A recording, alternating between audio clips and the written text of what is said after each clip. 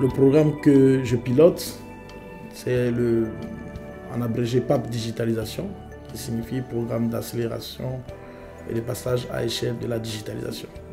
Voilà, l'objectif, c'est vraiment d'étendre les projets de digitalisation dans tous les établissements de santé, notamment les hôpitaux généraux, les CHR, les établissements primaires, les USPC, et puis aussi les institutions spécialisées, les CHU et autres.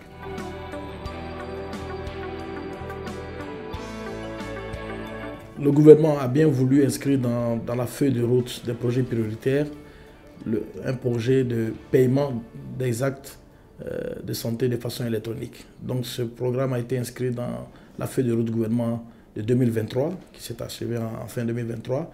Et l'idée, c'est de permettre aux Ivoiriens de pouvoir utiliser les nouveaux outils technologiques, notamment les applications mobiles, pour faciliter l'accès aux soins et donc notamment payer les actes de façon électronique. Et le projet, dans sa première phase, devait concerner uniquement les spécialistes et puis les généralistes dans sa première phase. Et puis, dans la seconde phase, tous les actes de santé. Et donc, ce projet a démarré véritablement, je peux dire, l'année passée, au niveau du mois de juin, par sa phase pilote, au niveau de l'hôpital général de Yopougon-Atié. Yopougon-Atié, qui est un hôpital nouvellement construit, qui est dans la commune de Yopougon. Et donc, c'est cet établissement qui a été sélectionné pour la phase pilote de ce projet. Donc, pour nous permettre d'avoir une expérience concernant ce projet. Et donc, dans ces établissements, on a pu plus ou moins toucher du doigt comment mettre en déployer ce projet-là dans un établissement. Et donc, voilà. Donc, après cette phase pilote, on a étendu le projet au Grand Abidjan. Le Grand Abidjan, il y a des hôpitaux qui sont situés dans le Grand Abidjan. Ils sont environ 10 hôpitaux, environ 9 hôpitaux généraux et un CHR. Donc, on a étendu le projet et actuellement, nous sommes dans cette phase de déploiement du projet dans le Grand Abidjan.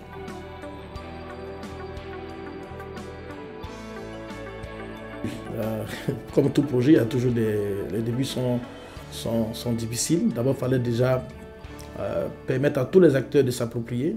Donc, il fallait communiquer sur le projet parce que c'est un changement de mode de fonctionnement, tant pour les établissements de santé que pour les patients et autres, tant pour les professionnels de santé aussi.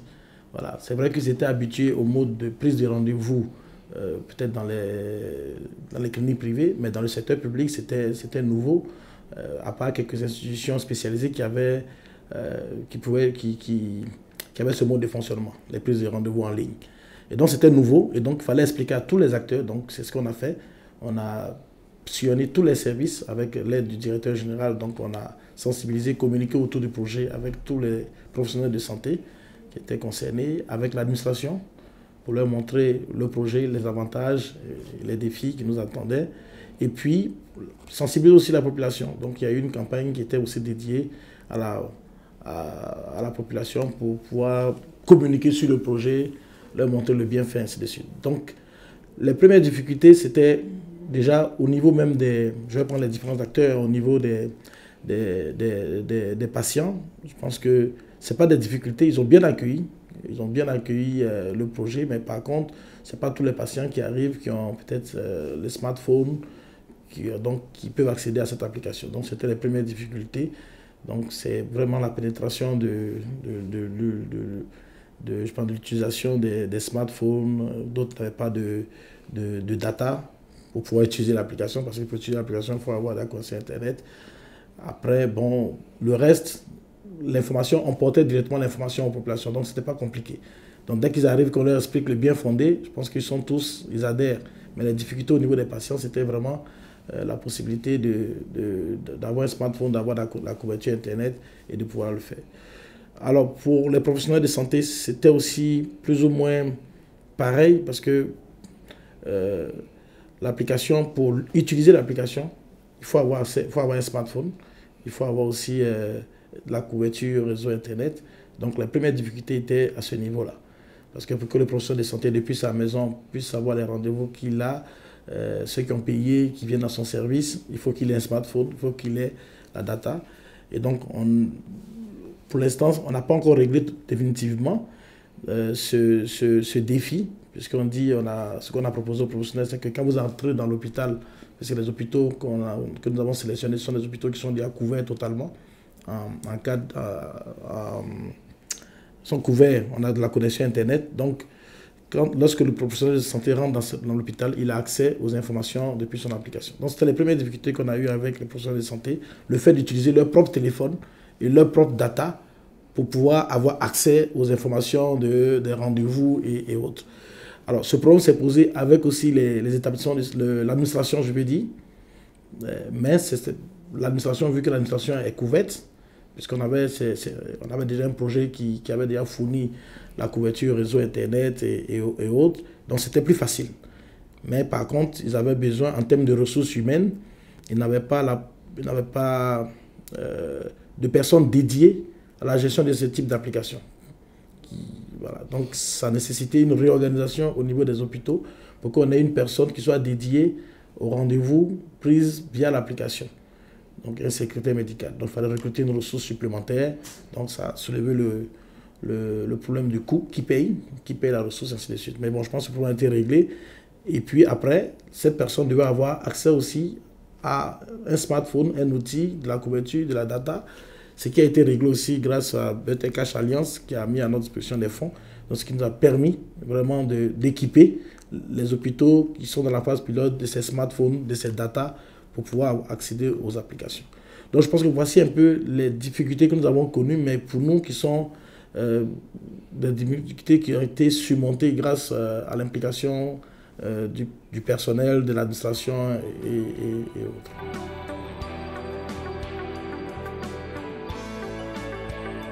Les perspectives, je pense que c'est déjà se déstabiliser le site pilote, parce que parmi les difficultés que j'ai peut-être pas mentionnées, il y avait, vu que c'est des paiements électroniques, donc il fallait que les personnes disposent de la monnaie électronique.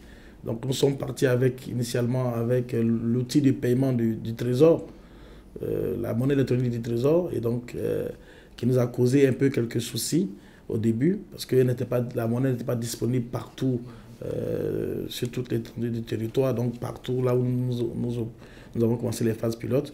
Donc ça a un peu traîné, mais aujourd'hui je pense que les monnaies sont disponibles dans les établissements. On a pris les dispositions pour mettre dans chaque établissement la monnaie électronique, en tout cas des personnes qui disposent de la monnaie et donc qui peuvent recharger les patients.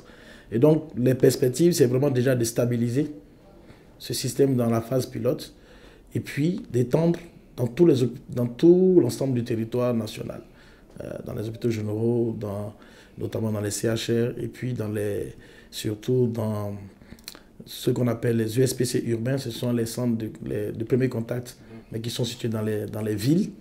Et puis, plus tard, aussi d'atteindre les points ruraux. Voilà. Et puis de communiquer. Donc, les perspectives, c'est vraiment de communiquer pour que tout le monde, tous les acteurs s'approprient de l'outil, et que ce soit un outil qui devienne indispensable dans le parcours du soin du patient.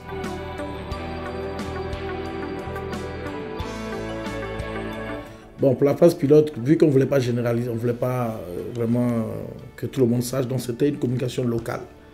Donc on a mis dans chaque établissement des affiches, donc au niveau des caisses, au niveau du bureau des entrées, donc là où le patient fait, là où le parcours du patient, lors du parcours, on a mis des affiches vraiment pour parler de l'outil. Et puis, nous avons recruté des agents, qu'on appelle agents, c'est agents sensibilisateurs. Nous avons recruté des agents grâce aussi au financement de BT Cash Alliance. Donc nous avons pu recruter par établissement des agents qui font la promotion de l'outil pour tous les patients qui arrivent. Donc pour tous les patients qui arrivent, qui sont dans la queue, donc ces agents-là vont vers eux pour dire « Ah, il y a un nouvel outil », accompagné d'affiches, bien entendu, il y a un nouvel outil qui est mis en place par le ministère, voilà, qui fait telle chose, qui permet de prendre des rendez-vous, de payer les actes de façon électronique. Et donc ce sont ces agents-là sur place qui, même pour ceux qui ont des smartphones, qui ont de la data, qui les aident à installer et qui les aident même à utiliser l'application les premières utilisations de l'application. Voilà. Et donc, c'est ce que nous avons fait auprès du personnel. C'est par des courriers de sensibilisation. Au-delà de l'information, on essaie d'utiliser l'administration pour faire des courriers de sensibilisation pour que le personnel puisse s'approprier aussi l'outil. Donc, c'est vraiment des communications locales avec des affiches, des kakémonos. On a distribué des kakémonos à tous les établissements, tous les directeurs. Donc, quand vous arrivez dans le bureau du directeur, dans son bureau, vous voyez Santé CIV, l'application, voilà. Et puis avec les affiches. Donc voilà un peu. Et puis bon, quelques t-shirts, casquettes, vraiment pour faire la promotion locale.